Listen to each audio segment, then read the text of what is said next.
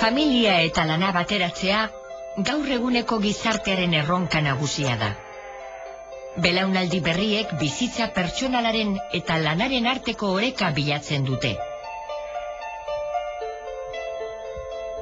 Asko pentsa berrezu, gaur egun ume asko behitzet egitzen dituzu ondo pentsauta. Eta bigarren baten bila juteko ere esatezu, nola, ondo antolau berdeu.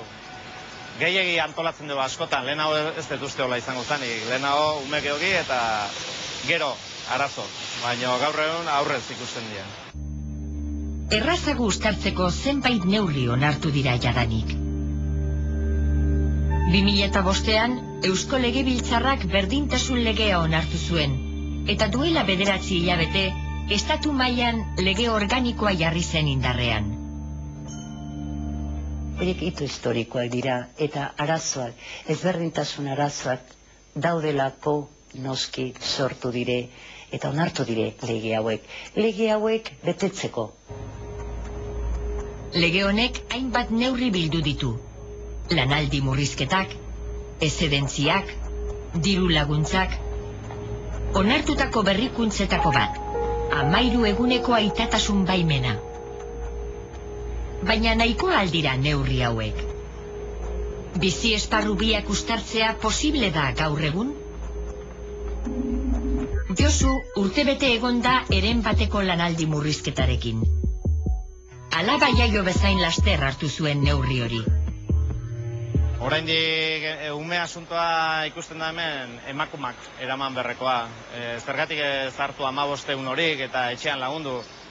Nere kasun ikusietena emaztei piloa laguntzen diozula. Eta azkenen umea biona da. Eta biok itzein da ekartzen badezu ume bat, bion arten zaintzeko da, eta dauzken eragozpenak bion arten ekiteko. Amagoia Lasaga Baster, ELA sindikatuko genero politiken arduraduna da. Eguneroko lanean, uztartzearekin lotutako hainbat kasu jorratzen ditu. Prebizioak uste ziela 60% hartzia, orduen prebizioa besta esan aitatasun baimena gizonezko guztisek hartzia, prebizio nahiko eskasa izauien, eta lata besta bete prebizio hori. Batzuk esaten daude, autonomoen kasuan ezin daude lauren lantoki saitzia 15-13 egunez, eta gutxi batzuk oraindik esaten zauen, rol horretan, umea zaintzeko rol horretan, euren burua ez dauela ikusten. Lehenengo gauzia berak daukala responsabilitate dana hartzeko. Baina bestetik, enpresariak edo enpresa munduan bebai hori bultzatu behar da. Legeak langilea babesten du. Bateratze neurriak hartzeko aukera bermatuta omen dauka. Baina egunerokotasunak beste aurpegi bat erakusten digu. Lortu izan duguna da, pertsona batek lanpostu batean baino gehiago lan egin ahal izatea, beti ere taldetan lan eginez.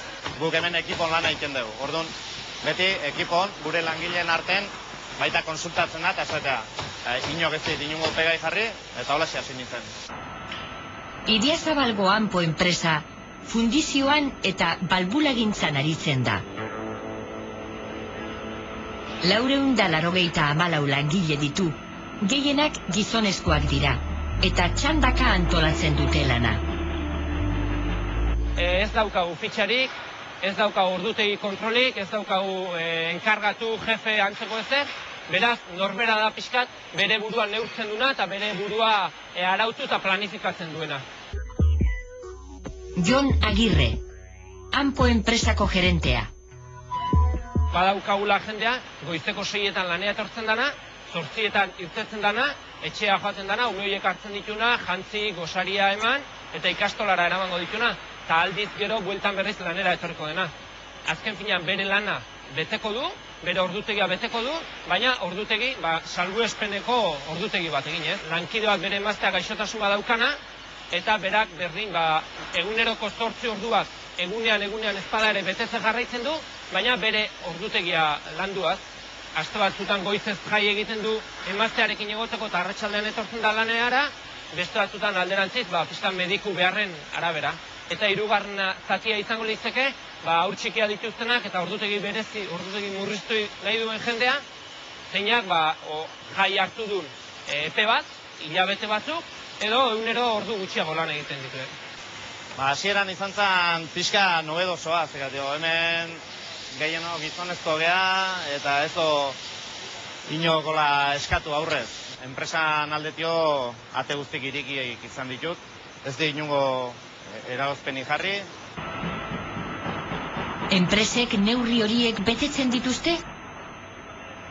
Zerbitzu juridikoetan, desde luego, kasu asko ikusten ditugu.